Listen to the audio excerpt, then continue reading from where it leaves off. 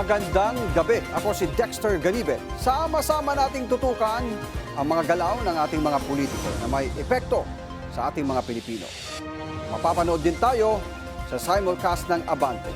Ito ang Politico Nightly. Sa ating Politico Headlines. Kailangang kumita. Excise tax sa diesel at gas malabong bawasan o tanggalin ng gobyerno. Senator Erwin Tulfo pinaalis pati VAT sa langis. Budget di na magtatagal. Deputy Speaker Ronnie Puno may sapat na raw na bilang para maging bagong speaker. Hindi kumbinsido sa jumping jacks sa palasyo, petisyon inihain para sa full health disclosure ni Pangulong Bongbong Marcos. Dating Pangulong Rodrigo Duterte, iisnabi na naman ang pagdinig ng ICC sa April 22. Sa ating politiho, 2 abogado muntik magsabunutan sa harap ng Vice Presidente. Tinimbang ng gobyerno ngunit kulang ang nakita nitong dahilan para bawasan ang buwis sa gas at diesel kahit halos doble na ang tinaas ng presyo nito sa loob ng 1 buwan. Doble kayod ngayon ang Bureau of Customs para masigurong may pera ang gobyerno matapos tanggalin ang buwis sa LPG at kerosene. Yan ang Politico Update ni Carol D. Malabong gamitin ni Pangulong Bongbong Marcos ang kanyang kapangyarihang tanggalin o babaan ng buwis sa gas at diesel kahit pansamantala na niyang sinuspinde ang koleksyon ng excise tax sa LPG at kerosene. Hindi kasi inirekomenda ng economic manager sa Pangulo ang pagbawas o pagtatanggal ng buwis sa gas at diesel dahil sa laki ng kitang mawawala sa pamahalaan. Kung sususpindihin ang excise tax sa gas at diesel, nasa mahigit 43 billion pesos ang mawawalang kita sa gobyerno. At kung value-added tax naman ang babawasan o tatanggalin, nasa 120 billion pesos ang halaga ng buwis na hindi makukolekta. Para sa Department of Finance, mas mainam ang pagbibigay ng ayuda kaysa pakialaman ang buwis sa gas at diesel. Sa halip, targeted subsidies ang ibinibigay, partikular sa mga sektor na pinakaapektado ng taas presyo ng langis. The 6 pesos decrease in that context is relatively small. That's why the ABCC, in coordination with the other agencies, particularly DOE and DOTR, decided to provide 10 peso discount instead of 6. And this 10 peso discount will be targeted, particularly for the most affected sectors. Ang Bureau of Customs, doble kayod sa pagkolekta ng buwis. Nasa halos 5 bilyong piso kasi ang mawawalang kita ng gobyerno dahil sa pagtatanggal ng excise tax sa LPG at kerosene. Hindi kami pwede mag-relax, dahil gusto namin talagang makuha yung ating 1 trillion target. Sa kasalukuyan naman, meron tayong kumbaga reserba na almost 3 billion na surplus sa ating naging collection for January, February, March. Hopefully, wag maubos yung ating surplus para ma-hit pa rin natin target. Sa kabila ng mga hamon sa ekonomiya, kumpiyansa ang BOC na maabot nila ang revenue target ng gobyerno para sa 2026. Para sa Politico Nightly, Carol D. Abante. Hindi sapat ang bawas sa excise tax. Ito ang giit ni Senator Erwin Tulfo. Sa gitna ng tuloy-tuloy na pagtaas ng presyo ng langis, sinabi ng senador na kailangan na rin umanong tanggalin ang value-added tax sa VAT sa petroleum products para talagang maramdaman ng mga Pilipino ang ginhawa. Tingin namin hindi masyado mararamdaman ng mga kabayan natin, lalo na pag matagal itong problema na ito. 10 pesos. Kung umabot na siya ng 140, 150, hindi mo naman mararamdaman yung 10 pesos na yun. Ayon kay Tulfo, kahit may excise tax cut, mananatiling mabigat ang pasanin kung hindi kasama ang VAT sa babawasin. Depende pa rin sa executive yun dahil alam ko naman may mga economic managers na nag-a-advise sa kay Pangulo. So we'll wait and see. Siguro naririnig naman na nila, tayo naririnig natin dito sa baba. I'm sure naririnig na nila yun na kulang pa. Samantala, nakahanda na rin ang panukala ng senador na otomatikong magsususpende ng VAT at excise tax kapag umabot sa $80 per barrel ang presyo ng langis sa world market. Sa ngayon, nakasalalay pa rin sa desisyon ng ehekutibo kung palalawakin pa ang tax relief sa langis. At kaugnay ng mga isyong yan, panibagong transport strike ang ilulunsad ng transport groups bukas. Yan ay bilang protesta pa rin sa mataas na presyo ng produktong petrolyo.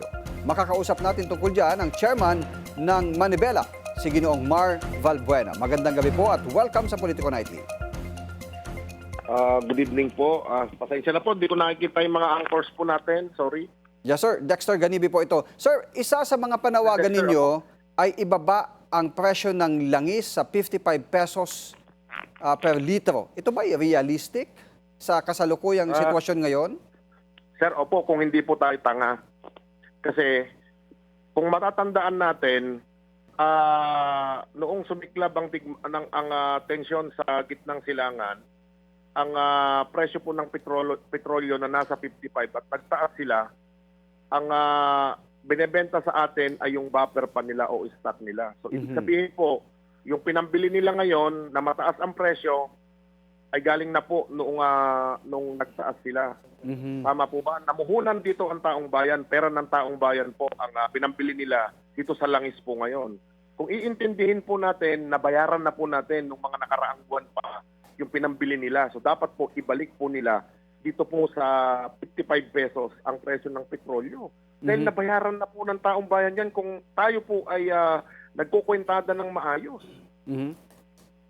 So, ibig sabihin itong higit doble na taas ng presyo mula doon sa 55 noong mga huling buwan ng Pebrero, ito'y dapat ibalik sa taong bayan. Tama po kayo. Ang namuhunan po dito sa sumunod na shipment o stock po natin ay nabayaran na po natin ng mga nakaraang linggo pa. Na kung saan umabot po sa 200% ang itinaas po ng mga produktong petrolyo. Kung titignan po natin, kada araw na umabot po sa halos 4 na bilyong piso. Yes, go ahead po. Kung talagang lugi sila, 4 na bilyon kada araw po, halos 4 na bilyon. Nung unang linggo, 3 bilyon po ang kinikita nila. Ito pong sumirit talaga ng mahigit 200%, umabot po ito ng 4 na bilyong piso kada araw. Kung susumahin po, sa halos 45 araw, umaabot po ito sa 130 billion pesos na windfall profit po nila. At sa gobyerno naman po natin, ang windfall profit po na inabot sa loob ng 45 araw ay nasa 46 billion po. Oo. Ganun po kalaki ang kinita po nitong mga to. May nagsabi po ba dito na itong mga kumpanya ng langis ay nalulugi po sila? Kahit na sumiklab po ang digmaan sa gitnang silangan. Hindi naman po, di ba? So ito ay yung isa sa mga dahilan ninyo, kaya hinihiling nyo rin na maibasura na itong oil deregulation law. Tama po, dahil po, hindi po dahil sa walang kontrol ang gobyerno, kaya niya pong kontrolin ito. Tinutungtungan lang ito ng ating pamahalaan, siguro para dahil kakutsaba din sila nitong mga oil companies po na ito. Kaya po, ito ay pabor lamang sa mga oil companies at may magagawa po ang ating mga nasa Kongreso para lamang karamihan po sa kanila ay may-ari po ng gasolinahan sa mga probinsya. May mga panukala po mula sa ating mga opisyal na mas mainam daw yung targeted subsidies dahil malaki yung nawawalang kita na gobyerno mula dito sa mga tax cuts. Ano po yung masasabi po ninyo dito? Bakit para sa inyo hindi sapat ito? Kung sa amin po mapupunta yung subsidy, yung targeted subsidy po na sinasabi na ngayon po ay nagbibigay sila ng 10 piso. Tuwan-tuwa nga po si Secretary Garin, akala mo ho nanalo ng loto. Kung direkta po sa amin na ibibigay ito, malaking tulong po kung aabutin po ito ng mahigit 50 piso. Baka kahit papaano ay makabawi-bawi na kami at maiibsan po yung hirap na dinaranas namin. At kung sinasabi na ayaw nila na natanggalin yung value-added tax o yung excise tax sa langis, na na ang makikinabang lamang ay yung mayayaman. Siguro po, ganun na nga lang po siguro. Kaya lang ho, masama ba ang loob ng ating gobyerno na itong mga kababayan po natin, mayaman o mahirap, ay kahit papaano ay makakatipid din sa panahon ng krisis. Oo. Ginoong Mark, kung sabi nito mga economic managers ng pamahalaan, kung tatanggalin daw yung excise tax, pati yung VAT sa langis, abot ng 100 bilyong piso yung mawawala sa kita ng gobyerno. So ano po ang pananaw nyo? Ano yung sagot nyo doon sa mga posibleng epekto nito sa serbisyo naman ng gobyerno? Kahit naman po hindi mangolekta, nawawala pa rin yung pera ng gobyerno mula sa taong bayan. Wag na po nila tayong lokohin dahil bilyon-bilyon po ang napunta lamang sa mga flood control project na natabunan na po ng issue po nitong petrolyo. Oo. Ano naman ang pananaw nyo dito sa isinusulong ngayon ng ating mga mababatas na automatic tax suspension kapag umabot sa $80 per barrel ang presyo ng langis? Dati po sa train law, nandiyan na yan, tinanggal po nila. Hindi natin alam kung bakit ganun ang ating pamahalaan na talagang hindi po para sa bayan ang nilang iniisip, kundi po yung koleksyon nila na napupunta lamang sa korupsyon.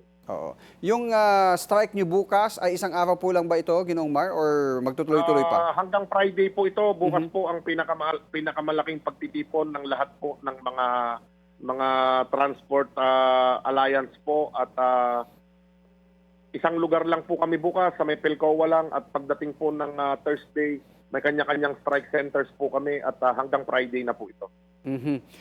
Yung inyong komento dito sa dahil bukas magsisimula yung service contracting sa mga pampublikong sasakyan. Ready po ba talaga sila? Dito, ito po ay pagkalugi lamang sa mga transport workers po na bibigyan po nito, at pagsisimulan po ng gulo doon sa mga makaka-avail at hindi po makaka-avail ng programa. So ibig sabihin parang hindi lahat maaring Alam niyo po, wala pa pong 25% yung maisasama doon sa service contracting. Out of 300,000 po na PUJ at UB Express, kung sinasabi nila na 50,000 lamang po ang makakasama, wala pa po sa kalahati ito, wala pa pong 1/4 ito. At kung 50,000 po na units ito, at 3,000 pesos daw kada araw doon sa mga jeepney pa lamang, bukod po dito sa mga buses na 10,000 po ata ang per day po nito, hindi pa po aabutin ng isang linggo yung budget na 800 million. Okay, well said. Maraming salamat po, Manabela Chairman Mar Balvena. Magandang gabi. Maraming salamat po. Pinalawig ni Pangulong Ferdinand Marcos Jr. ang deadline ng paghahain ng 2025 Annual Income Tax Returns hanggang Mayo 15. Ayon sa Pangulo, walang ipapataw na penalties sa mga makakahabol sa bagong deadline. Hindi na kailangang mag-file ng ITR ang mga purely compensation earners na pasok sa substituted filing dahil employer na ang bahala. Pero ang mga may sideline, freelancer, self-employed, at may higit sa isang employer, obligado pa rin maghain. Naglagay na rin ang Bureau of Internal Revenue ng mga Tax Assistance Center para tumulong sa pag-file ng ITR. Gate ng Pangulo, hakbang ito para gawing mas magaan ang buwis habang ramdam pa rin ang taas presyo sa bansa. Umabot na sa Korte Suprema ang usapin sa kalusugan ni PBBM. Naghahain kasi ng petisyon ng grupong United People's Initiative para hingin ang full disclosure sa health status ng Pangulo. Hindi raw kasi ito dapat isawalang bahala. Narito ang politiko update ni Ched Gatchalian. Hindi raw sapat ang jumping jacks o ang pagtakbo ng Pangulo para mawala ang agam-agam ng ilan sa kanyang kalusugan. Ayon yan sa United People's Initiative o UPI at ilang retired military at police officials na nagpasa ng petisyon for mandamo sa Korte Suprema. Hiling nila ang full disclosure sa medical status ni PBBM. Masaya tayo at ang Pangulo ay malakas, pero hindi po sapat iyon. Hindi sapat iyon na ilang araw siyang nawala tas bigla siyang lumabas nagtalon-talon. Ang kailangan natin is legal proof. Hindi yung aliwin tayo. Kung gugustuhin daw ng palasyo, mabilis at madali lang itong makakapagpakita ng dokumento. Hindi ba pwedeng once and for all maglabas na sila ng legal records ng Pangulo? Actually, pwede naman nilang pikein yung result noong medical sa kanilang network, sa kanilang isang maleta lang yan. Pwede ng pitwork ang Pangulo. Kung may sakit ka, hindi mo pwedeng pikein yan. Kasama sa petisyon ng UPI na magpa-hair follicle test na si PBBM. Dagdag ng UPI, tumutulong sila para matigil na mga usap-usapan tungkol sa lagay ng Pangulo. Mayroon din daw silang mga nakakausap na staff o nurse ng isang ospital na nagbibigay ng tip sa sitwasyon ni PBBM. Kaya hindi raw masasabing unverified lang ang kanilang petisyon. Gate ng grupo, constitutional duty ng Pangulo na ipaalam sa bayan kung mayroon siyang seryosong sakit. Una nang pinabulaanan ng Pangulo na mayroon siyang malubhang karamdaman. Hinamon din niya ang mga nakakalat nito na samahan na lang siyang mag-exercise. Fake news din ang bansag ng palasyo sa mga balitang may sakit ang Pangulo. Chad Gatchalian, Billionaire News Channel. Abangan self-confessed bagman na si Ramil Madriaga, crying boy sa impeachment hearing, pero BP Sara, dead ma sa drama. At Cavite 4th District Representative Kiko Barsaga, hindi tatantanan si PBBM. Teknik sa pagpapatahimik sa kalaban, minana lang daw ni PBBM sa ama.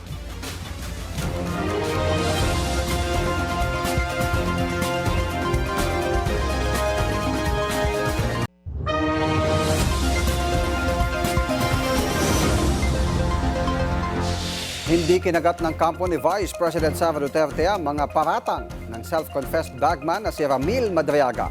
Tama nga lang daw na magsalita ito ng magsalita para makadepensa ang bise sa lahat ng kanyang mga paratang. Si Carol D. sa Politico Update.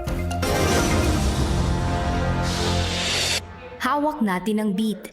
Yan ang iginiit ni Batangas Representative Jervil Luistro na nasa kamarang kapangyarihan na itulak ang impeachment ni Vice President Sara Duterte. Ayon sa mambabatas, malinaw sa konstitusyon na ang House of Representatives ang may mandato na simulan ng proseso at walang dapat humadlang dito. We have the exclusive power to impeach. At ang ibig sabihin ng exclusive ay malinaw. Sa Kamara, nagsisimula ang impeachment process. Sa atin ang unang galaw. Sa atin ang direksyon. At gaya ng sabi ng mga kabataan, hawak natin ang beat. Hawak natin ang beat. At sa kapangyarihang ito, pananagutan sa taong bayan ang dapat manaig. Ito ay sa gitna ng paglitaw ng isang kontrobersyal na testigong si Ramil Madriaga. Pero para sa kampo ni Duterte, hindi kapanipaniwala si Madriaga at walang katotohanan ang mga sinasabi nito. Ayon sa abogadong si Paulo Panelo, mas makabubuti pa nga raw sa depensa ng Vice-Presidente kung magpapatuloy sa pagsasalita si Madriaga. When I say the more Madriaga talks, the better for VP Sara's defense.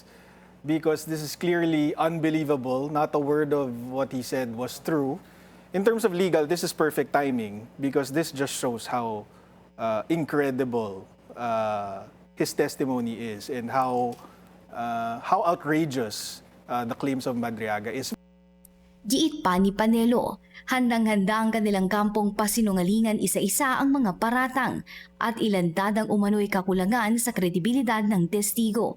Inaasahan din nila na makakakuha ng ibang testimonya upang patunayang walang basihan ang mga akusasyon. Para sa Politico Nightly, Carol D. Abante. Mabigat na aligasyon ang binato ng self-confessed bagman na si Ramil Madriaga laban kay Vice President Sara Duterte sa impeachment proceedings ng House Justice Committee. Naglabas din siya ng mga resibo sa pagiging malapit nila ng bise. Si Isaiah Mirafuentes sa Politico Update. Emosyonal ang di umanay bagman ni Vice President Sara Duterte na si Ramil Madriaga habang binabasa ang kanyang salaysay sa pagharap niya sa pagdinig sa impeachment complaints laban sa bise. Would you like to say something about why you are crying on this part of the affidavit? Hindi naman, malungkot lang po. Dumating si Madriaga na nakaposas at may kasamang jail escorts. Kabilang sa kanyang ibinunyag ay ang umunoy plano ni dating Pangulong Rodrigo Duterte sa 2022 elections.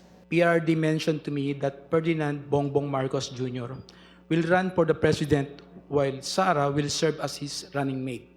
However, they also agreed that by 2025 BBM will voluntarily step down to give way for a Sara presidency. Mariin rin niyang pinatunayan na kilala niya at kilala siya ng bise. Nagpakita si Madriaga ng ilang mga larawan na kasama niya si VP Sara. Mga video na kasama siya sa kampanya ng bise. At may birthday greetings video rin na ipinakita sa utos ni Representative Laila de Lima kahit wala sa supplemental affidavit ni Madriaga.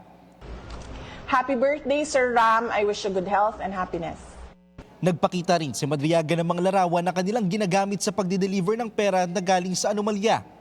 Ito naman po, ano po itong mga litrato na pinapakita? Ginagamit ko po sa delivery po. Ng ano po? Ano po yung dinedeliver, Mr. Madriaga? Mga pera po. Iginiit rin niya na hindi totoong nagastos ng bise ang confidential funds sa loob ng 11 days, subalit sa loob lang daw ng isang araw. At ibinunyag rin niya na naging dami raw siya para sa mga malakiang bank transfer para kay FPRRD. Samantala, kaugnay sa mga dummy names, sinabi ng Philippine Statistics Authority na walang nagmatch na pangalan kay Mary Grace Piatos, Milky Sikuya at iba pang pangalan na matunog sa reklamo laban sa bise kaugnay sa confidential funds. Maliban yan sa pangalan na Irene Tan dahil common name naman raw ito. Sa panig naman ng NBI, ilan sa mga receiver ng pera ng confidential funds ay tila may pagkakapareho.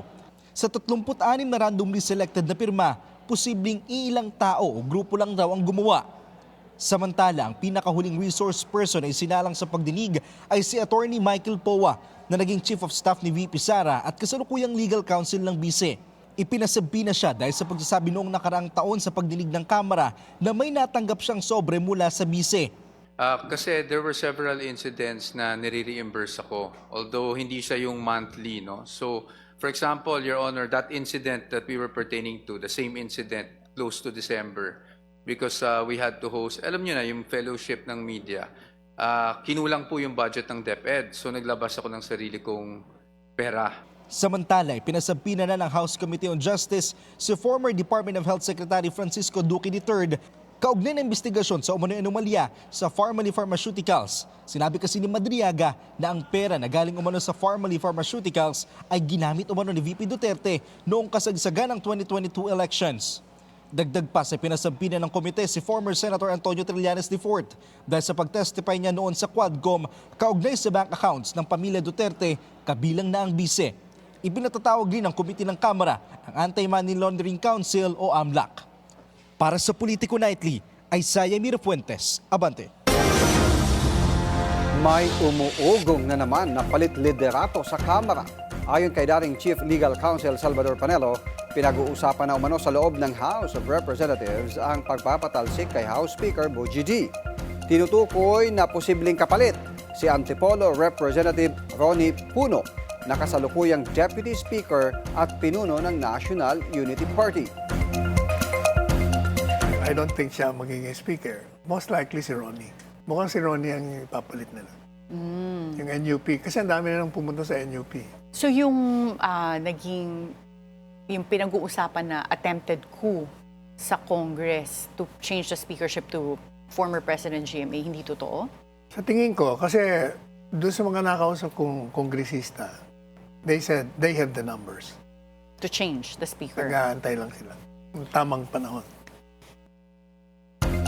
Giit ni Panelo, dumarami na ang lumilipat sa NUP kaya posible umanong may sapat na boto para sa isang leadership change.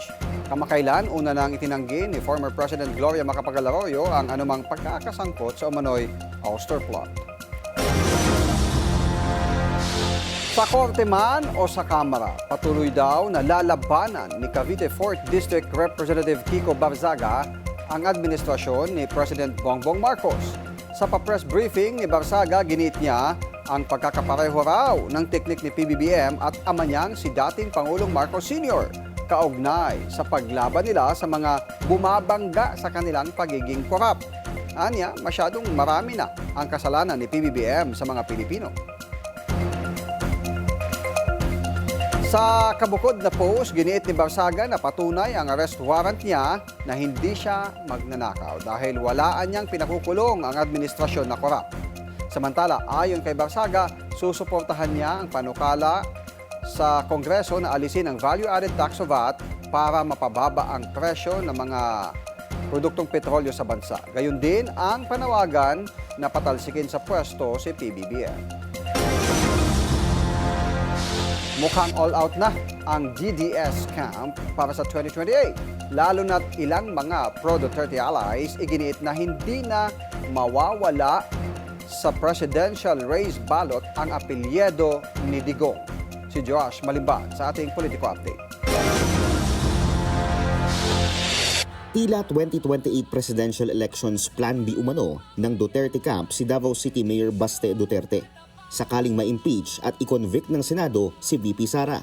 Ayon kay former Congressman Mike Defensor, hindi raw matatanggal ang isang Duterte sa presidential race.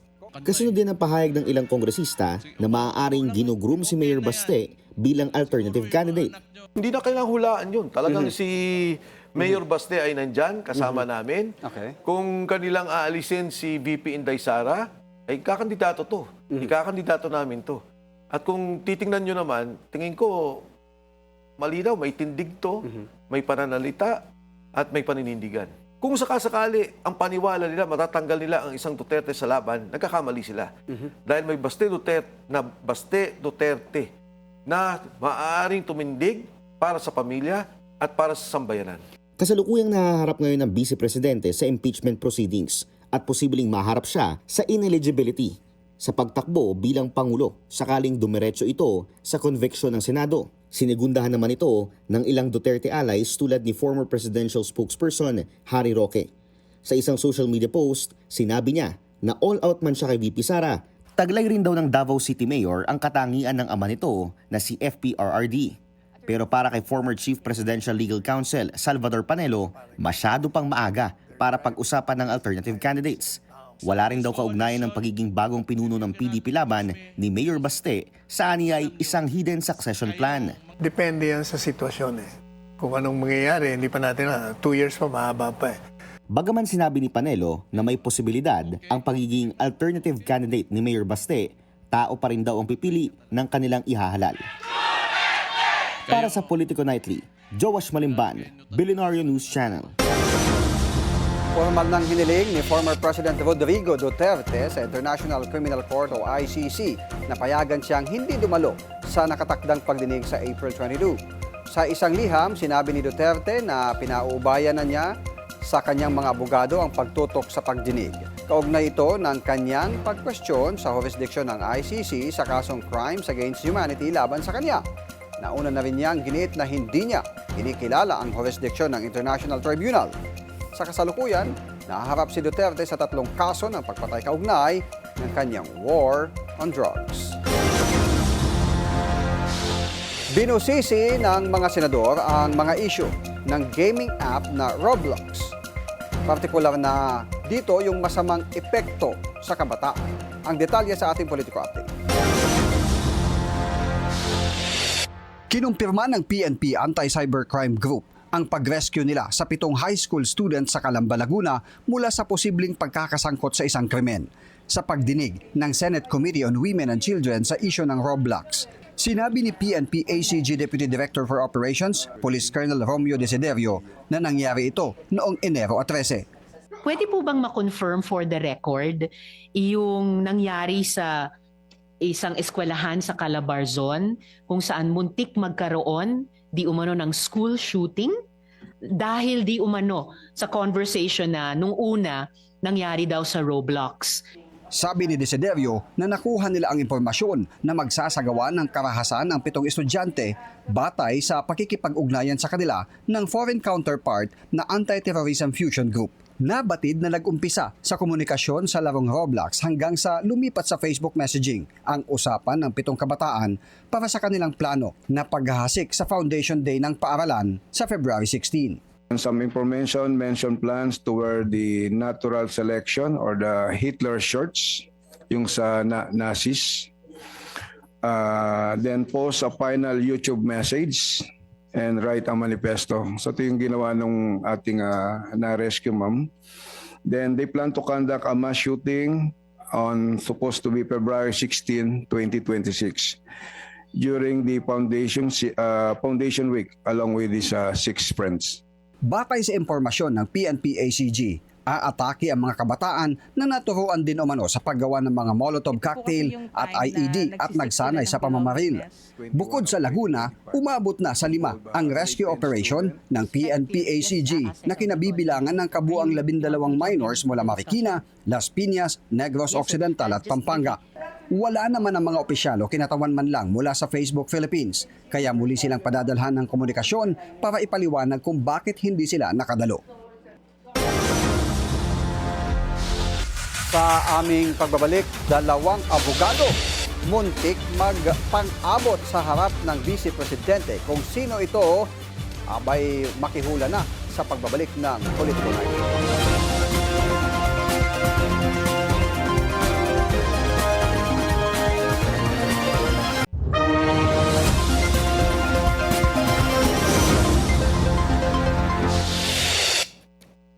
Mula sa isang island municipality sa Palawan, pinangunahan niya ang mga hakbang para harapin ang energy crisis habang pinapaigting ang turismo ngayong summer season. Sa pamamagitan ng mga proyekto sa infrastruktura, cleanliness at sustainable development, layo niyang mapanatiling kaaya-aya at matibay ang kanyang bayan. Makakausap natin ang ating tinutukoy, si Mayor Andrew Ong ng Cuyo, Palawan. Magandang gabi po, Mayor. Welcome sa Politico Night. Magandang gabi po, Sir Dex, at sa inyong himpilan. Magandang gabi din sa aking mga kababayan sa Cuyo, Palawan, sa isang part ng northern ng aming lalawigan, probinsya ng Palawan. Magandang gabi po. Sir, Mayor, gaano po kalaki ang epekto nitong energy crisis na ating kinakaharap ngayon dyan sa inyong bayan na pag-alam ko ay puro kayo isla at mga ilangan ng sea travel para marating mo yung iba't ibang barangay? Alam mo, siguro sa bayan namin affected kasi alos kaming island. Ibiyahe pa kami papuntang Puerto Princesa or Manila sea travel. So yung pamasahe nagdagdag din. So lahat po, pati gasolina, lahat nagdagdag. At siyempre, kami po ay yung gasolina galing sa Antique man or Manila, dagdag presyo pa rin, additional. Kasi drumming lang kami, wala pong bars na dumarating. Kaya kawawa po aking mga kababayan. At sana mahinto na rin to yung krisis. Dahil siyempre, naaawa masyado ako sa aking mga kababayan. So yung supply ng kuryente nyo po dyan ay mga underwater, under the sea ng mga cables? Hindi po. Yung kuryente namin kasi ay finance ng Napocor, Paleco. Kami po ay nasa 24 hours naman yung kuryente. Wala po tigil. Okay naman yung kuryente namin. Nasa 24 hours po. May mga hakbang ba kayo para mag-install ng mga solar lights para naman magiging yung renewable energy? Alam mo, kasamang Dex, meron akong pinurchase na solar lights. So yan po is, hasta hanggang ngayon is ongoing. Naglagay ako sa supplemental ng amount para sa mga solar street lights ng aming mga barangays namin sa poblasyon. So ito yung direktang tulong ninyo doon sa mga residente at mga negosyante, yung pagbibigay ng subsidy o mga energy saving measures. Tama po? Pero pang solar street lights lamang. Pero sa mga bahay-bahay, wala po. Kasi ang mga maliit lang yung bayan namin, nasa third class municipality, hindi po kaya mag-finance ng malalaking amount kasi kami nga ay isang third-class municipality naman. At ngayong summer, most likely, darami yung mga pupunta dyan ng mga turista dahil dito sa mga magagandang mga beach na meron po kayo dyan sa Cuyo. Paano ninyo binabalanse yung pagtaas ng demand sa kuryente at serbisyo sa limitadong resources po sa isla? Okay naman sa turista, unahin natin sa turista. Yung turista namin kasi hindi ganoon tulad ng El Nido o dito man sa part ng Boracay o Coron. Hindi po, ang amin lang po ng mga turista rito, yung mga nag-windsurf, kahit boarding lamang. At pupunta doon, puro barko lang yung sakay. Kasi sa aeroplano, wala kaming aeroplanong commercials, puro chartered plane, hindi kaya gaano. So yan po yung aming mga sa tourista destination, yun lang po. Pero at least kahit papano, may mga turista rin na pumupunta, siguro mga abuti ng 50, more or less, para lang ma-enjoy yung karagatan namin. So pangunahing pinagkakitaan sa ekonomiya sa ating mga lokal dyan, yung turismo. Meron ding isang turismo, halos karamihan business Yung aming way of living ng aming mga kababayan. At karamihan naman ay nasa abroad, karamihan doon sa na nagtatrabaho. Isa nga sa mga dinadayo dyan, yung Kapusan Beach, yung Cuyo Food Park. Napansin niyo po ba yung pagdami ng mga bumibisita ngayong tag-init? Na gusto magpapisa sa dagat. Maganda nga po yung hakbang ko dito paggawa ko ng Cuyo Food Park.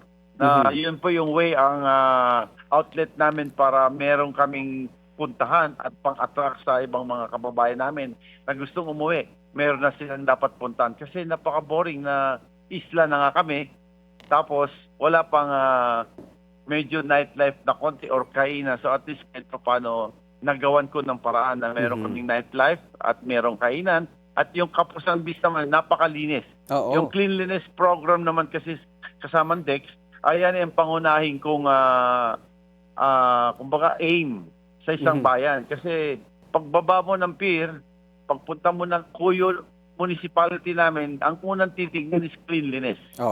So kahit gaano kaganda, kayaman ang iyong munisipyo, kung marumi ang iyong bayan, hindi ka ay appreciate ng mga bumibisita sa iyong bayan. At kinukonsidera din na Mayor, kung tama ako na inonominate kayo sa UNESCO World Heritage Site. Ano na pong update dito? Sa ngayon po, yung sa Hones, hindi ko po masyadong maano kasi ngayon pa lang ako nag-umupo uli bilang mayor. Sana ialamin ko kung anong magiging development. Sana madire-diretso po kami. Oo, para isa ito sa mga pagkilala na matatanggap din ng inyong bayan. Pero paano po ninyo matitiyak yung pananatiling malinis?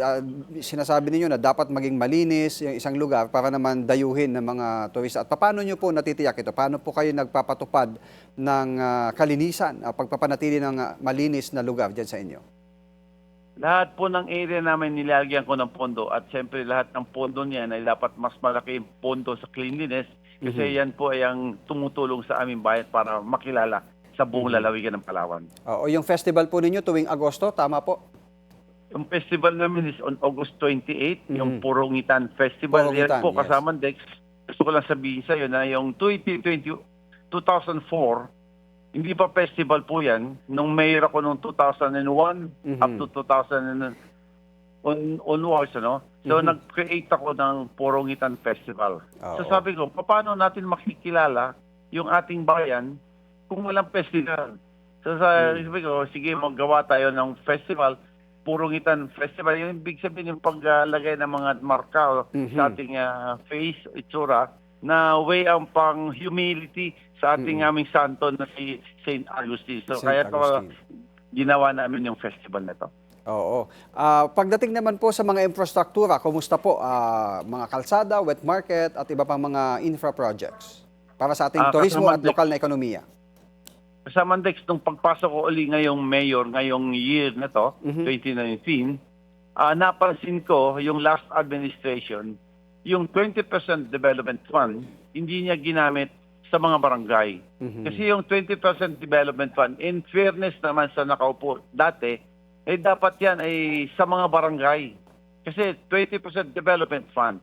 So ngayon, nung umupo po ako, ang 20% development fund namin ay binalik ko sa mga barangay. Kasi napakaliit lang yung NTA nila, tax allocation ng barangay namin.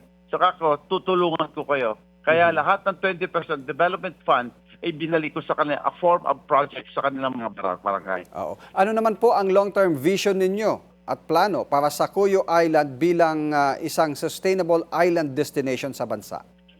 Ako po ay kung awa ng Diyos, pagpalarin na manalo muli, siyempre election yan, ay papanatili ko na maramdaman din nila yung mga mamamayan na Mr. Mayor na tumutulong, nag-aalaga, nagmamahal sa aming bayan at papatanalihin ko rin yung progress ng aming bayan at gusto ko rin maging first class bago ko bumaba bilang mayor. Gusto kong maging first class municipality ang aming munisipyo. Ayun. Good luck. Maraming salamat po, Cuyo, Palawan Mayor Andrew Ong. Magandang gabi. Maraming salamat po. Thank you po. Thank you. Sa ating politiko lokal, fresh from the farm, direkta sa mga mamimili. Yan ang kinasaan ng lokal na pamahalaan ng Maynila at Bungabon, Nueva Ecija upang may dala ang sariwa at mas murang gulay sa mga Manilenyo. Pinangunahan ni Mayor Isko Moreno at Mayor Ricardo Padilla ang pagbubukas ng isang produce bazaar na nagtatampok ng mga ani na mga magsasaka ng Bungabon. Layo ng inisyatiba na palawakin, mas mapalakas ang kabuhayan ng mga magsasaka at mas mapababa ang presyo ng pagkain sa lungsod ng Maynila. Sa Laguna, secured na ang pondo ng mga naantalang proyektong ospital sa Laguna. Ito ang tiniyak ng Department of Public Works and Highways na nangakong ipagpapatuloy ang konstruksyon ng mga pasilidad na ilang taon nang nakatingga. Kasama si Laguna Governor Sol Aragones, sinuri ni DPWH Secretary Vince Dizon ang Laguna Medical Center sa Santa Cruz at ang Louisiana District Hospital na 6 na taon nang hindi natatapos. Inaasahang sisimulan na ngayong taon ang pagpapatuloy ng mga proyekto alinsunod sa utos ng Pangulo na bigyang prioridad ang mga ospital. Target naman ng DPWH na matapos ang mga pasilidad sa susunod na taon upang madagdagan ang kapasidad at mabawasan ang siksikan sa mga ospital sa Laguna. Magtungo naman tayo sa Bacolod na mahagi ng 600 litro ng biodiesel si Bacolod Representative Albi Benitez para sa mga mangingisda mula sa ilang barangay sa lungsod. Ayon kay Benitez, hindi lang ito panandali ang ayuda kundi isang hakbang tungo sa mas mura at mas malinis na alternatibo sa enerhiya. Target din ng inisyatiba na isulong ang mas sustainable na paraan ng pangingisda habang pinapatatag ang kabuhayan ng mga komunidad sa baybayin. Inaasahan naman na magsisilbi itong pilot program para sa mas malawak na paggamit ng alternative energy sa sektor ng pangingisda. Manatiling nakatutok dahil magbabalik pa ang Politiko Live.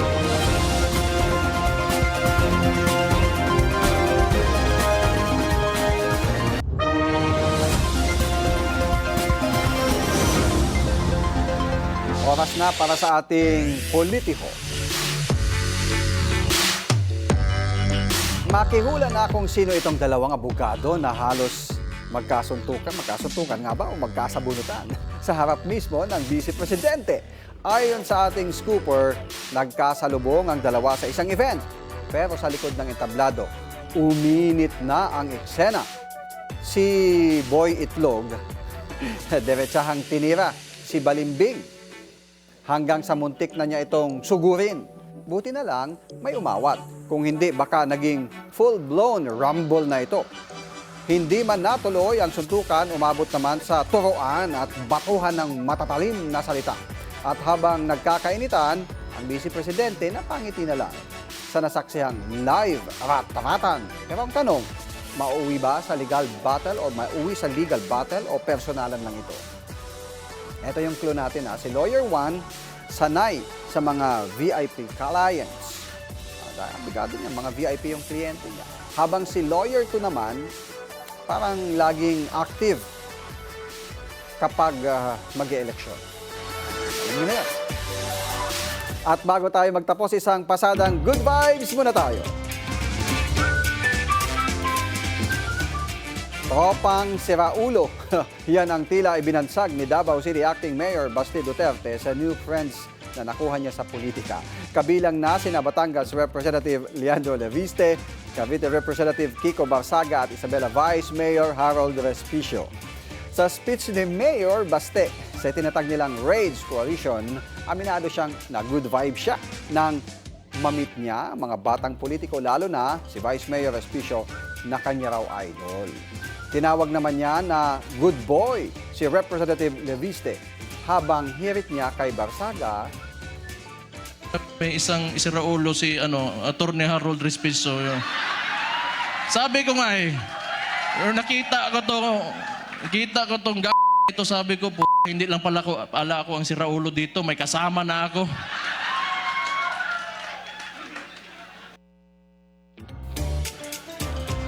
Wala yung isang Raulo din, si Kiko Barsaga.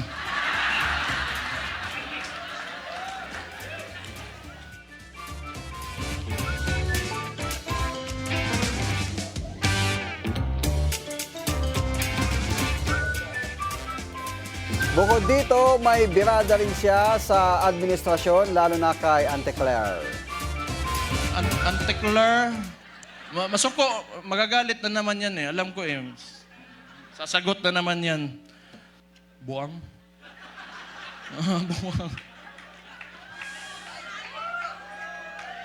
Buwang. Kung baliw sila, baliw din ako. Samantala, tila isinilang naman sa imagination ng mga online people ang Mami G 2.0 matapos nilang makita ang reaksyon ng misis ni dating Senador Manny Pacquiao na si Jinky habang pinapanood si Jimwell na nakikipagbakbakan sa ring. Hindi mapigilan na mapatayo at mapasigaw habang nakikita ang performance ng anak. Sa comment section, ilang netizen ang bumanat na mukhang si Jinky na raw ang bagong Mami G. Habang may ilan na napatanong na relate na ba si Madam? Una lang sinabi ni Jinky na ayaw na raw niyang manood ng live sa mga future fight ni Jimwell. Bukod dito ay cool lola't lolo rin ang peg ng Pacquiao couple sa kanilang unang apo, kung saan pinakyaw nila ang mga dress sa isang store para sa kanilang bagong prinsesa. Ibinida naman na parang trend ni Senador Bam Aquino ang effort niya para lang makalevel si former Vice President at ngayon Naga City Mayor Leni Robredo. Sa video ni Senator Bam, literal na may pakonting split ito habang kinakausap si Robredo. At para daw mas matitigan niya ng mata sa mata ang alkalde ng tinawag niyang eye-level chikahan. At maraming salamat sa inyong pagsama sa amin ngayong gabi. Ako po si Dexter Gadibe. Hanggang bukas, dito sa Politico Night.